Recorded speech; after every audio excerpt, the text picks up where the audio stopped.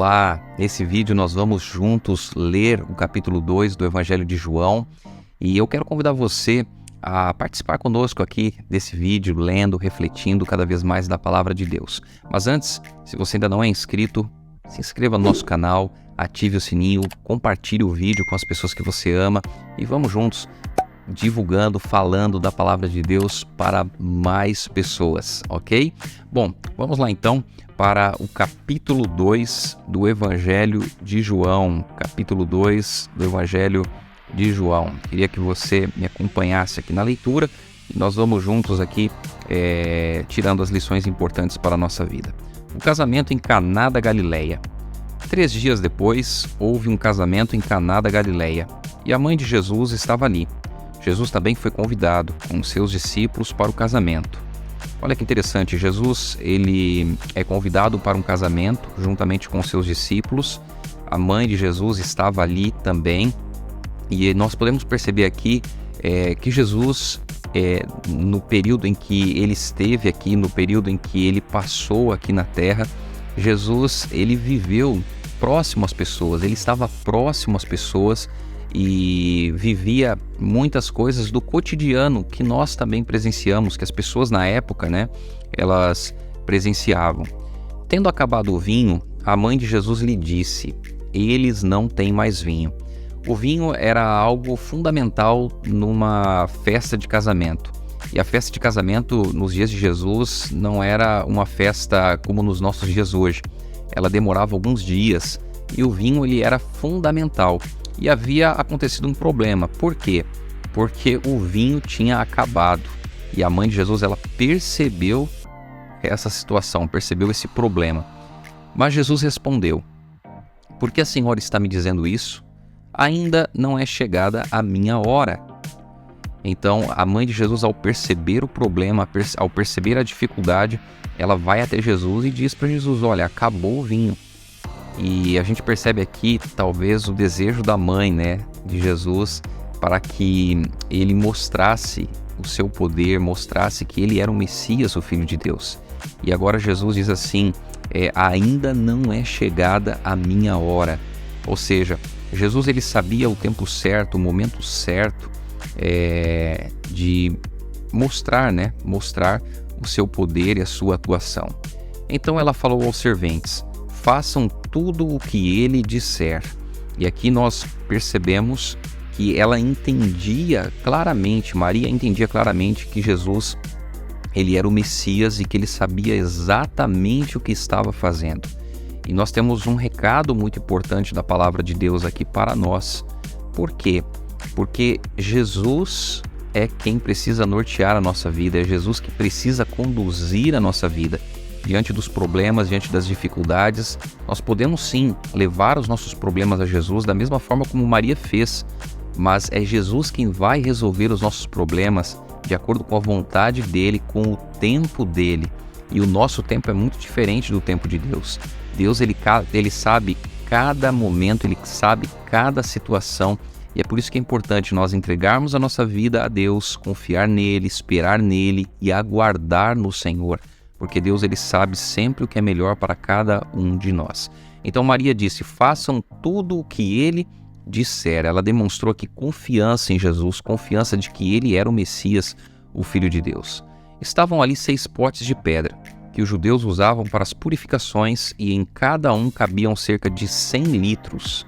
Jesus lhes disse: encham de água esses potes. E eles o encheram totalmente.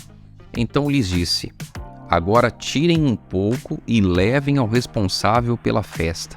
Então Jesus vê ali os potes, e Jesus pede para que as pessoas encham de água. E agora ele pede para que as pessoas então o levem para o responsável pela festa. E aí então eles o fizeram. Quando o responsável pela festa provou a água transformada em vinho, ele não sabia de onde tinha vindo. Por mais que os serventes que haviam tirado a água soubessem, chamou o noivo e lhe disse: todos costumam servir primeiro o vinho bom, e quando já beberam muito, servem o vinho inferior. Você, porém, guardou o melhor vinho até agora.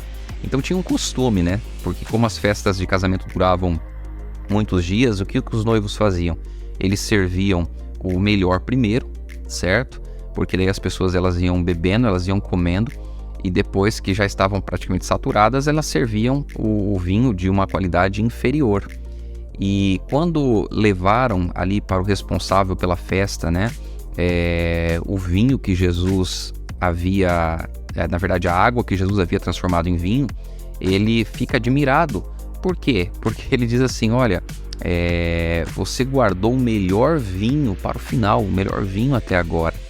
E olha que coisa maravilhosa na palavra de Deus.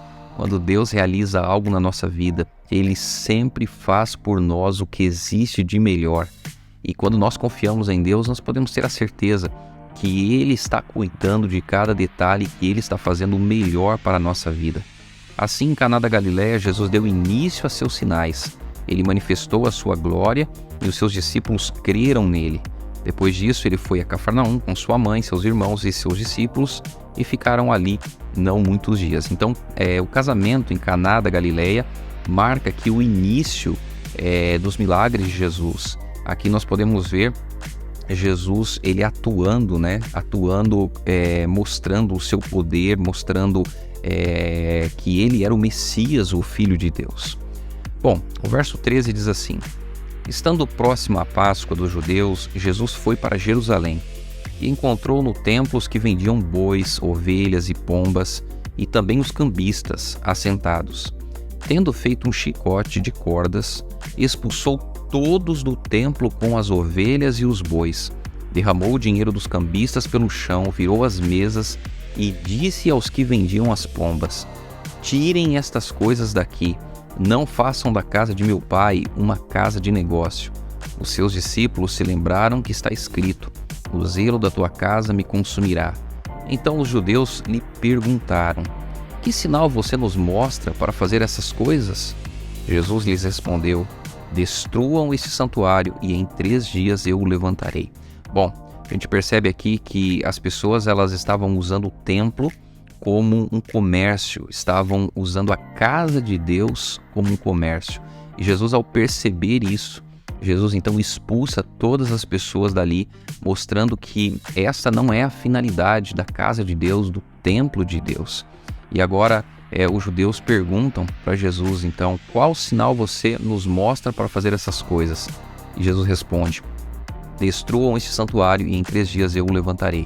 Jesus estava se referindo diretamente a ele, estava se referindo diretamente à sua morte, o seu sacrifício na cruz do Calvário. Este santuário foi edificado em 46 anos e você quer levantá-lo em 3 dias? Os judeus eles perguntaram. Ele, porém, se referia ao santuário do seu corpo. Então, olha aqui a Bíblia explicando exatamente o que eu falei agora. Jesus estava se referindo ao santuário do seu corpo, né, da sua morte, do seu sacrifício. Quando, pois, Jesus ressuscitou dentre os mortos, os discípulos dele se lembraram que ele tinha dito isto e creram na Escritura e na palavra de Jesus. Então, no momento, talvez os discípulos não entenderam, eles não compreenderam o que Jesus estava falando, mas depois que Jesus morreu, eles se lembraram das palavras que Jesus havia dito enquanto estava vivo. Verso 23. Estando Jesus em Jerusalém durante a festa da Páscoa, muitos creram no seu nome quando viram os sinais que ele fazia. Mas o próprio Jesus não confiava neles, porque conhecia a todos, e não precisava que alguém lhe desse testemunho a respeito das pessoas, porque ele mesmo sabia o que era a natureza humana.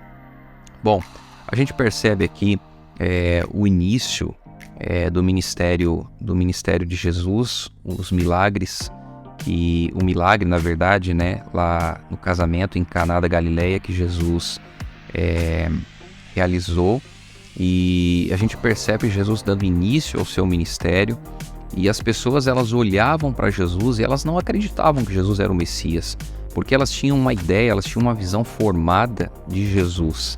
Elas não se atentaram ao que dizia as Escrituras a respeito do Messias, a respeito de Jesus. Elas imaginavam que Jesus viria para libertá-las da opressão romana, para trazer para elas ali um momento de paz, um momento de tranquilidade. E da forma como Jesus veio, Jesus ele não agradou, entre aspas, né, a maioria das pessoas. Por quê? Porque as pessoas esperavam um Jesus diferente, esperavam Jesus como se ele fosse ali acabar com o poder romano, fosse estabelecer o seu reino terrestre, coisa e tal.